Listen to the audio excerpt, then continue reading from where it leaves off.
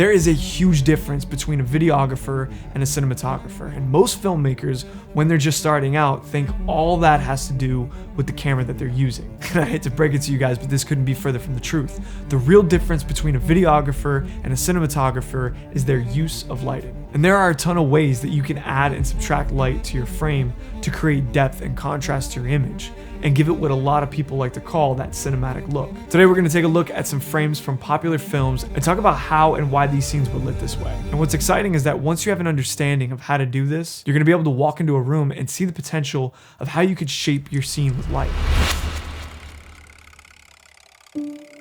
The first thing that I want to quickly talk about is a very basic concept, but it's the foundation that every cinematographer follows. And that is, cinematography should be motivated by the story. Lighting should always serve a purpose. And I think that if you really have this foundation and you think about this concept while you're lighting each scene, at the very least, your lighting will have reason for choosing the time of day, color, or how bright and dark a scene is. For example, if we take a look at this shot right here from Barbie, it's meant to be a daytime exterior scene. And in this scene, there's a top light outlining her, but there's a ton of fill light on her face, causing a really flat yet balanced look. And it gives it this really clean, polished look that feels almost too perfect. But that's very intentional because in this scene, they're in Barbie world where everything is meant to be perfect.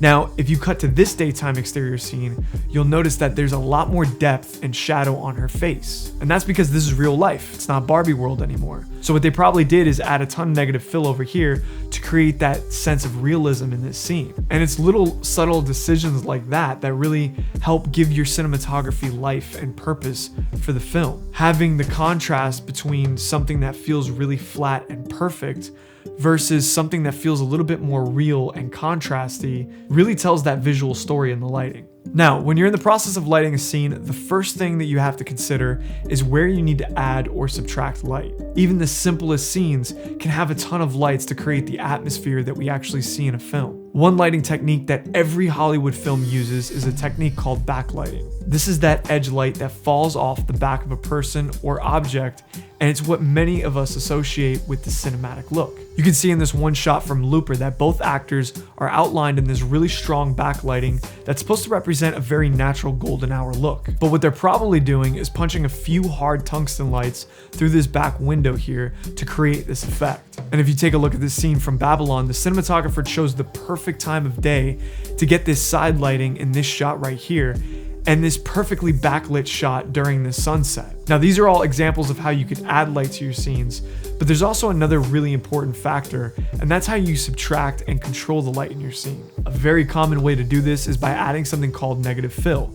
And basically, negative fill is made from a piece of black fabric, and its purpose is to absorb the light in a room. And what this does is create shadow to your image in a very controlled way. Now, when you look at something that's front lit, it looks very flat, but when you start to add a little bit of shadow, now your image starts to have dimension and depth. And taking a look at this shot from Interstellar, you can see our main light source that feels like window lighting is coming from this direction. And you could also see that there's a bit of rim light or backlighting happening over here. But there's actually some very intentional shadow and contrast on this side of Matthew's face. And that's a strong indication that there is some sort of negative fill here. And even though this scene looks very natural, great cinematographers have a way of tricking your eyes to believing that the lighting is motivated by a very natural source, when in fact there's actually nothing natural about this. And that's where the next key component of lighting comes into play, something called motivated lighting. Motivated lighting is a technique where you imitate or accentuate existing light sources to enhance the lighting in your scene. For example, let's take this scene from Dune. Now, if you see here, they show you this wide shot of the room that have these massive windows spilling light naturally all over the room. So when they cut to this close-up shot of good old Timmy over here, your mind automatically believes that this light is coming from these windows back here. But it's definitely not, because if you come back to this wide shot, you can obviously see that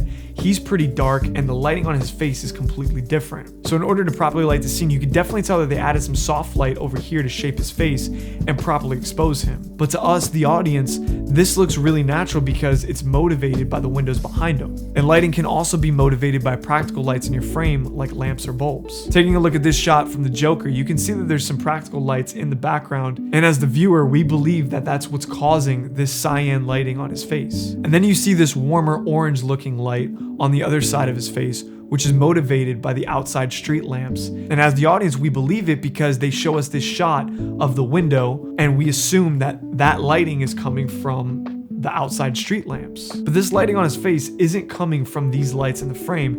They're definitely coming from lights outside of the frame.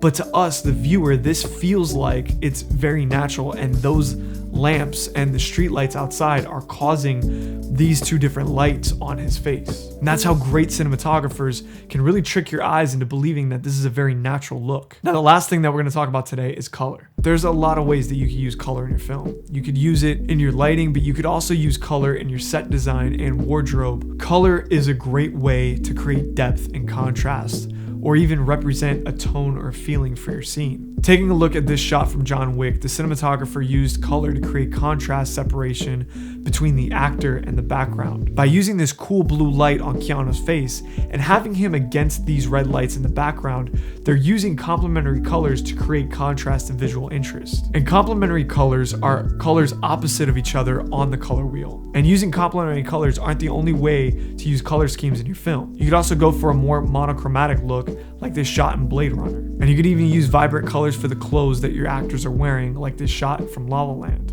They're using this yellow dress to separate her and create depth from the background. And if you guys are looking to become better cinematographers, my team and I have been putting together a documentary film course that has a huge section about cinematography where we break down lighting techniques and show real-world examples of how we use lighting to achieve cinematic-looking footage. So if you guys are interested in checking that out, I'll leave a link right up here, and you guys can sign up for the email list and you'll be notified as soon as the course comes out. I'd like to thank you guys for stopping in, hanging out, and talking about cinematography with me. I'll see you guys in the next one.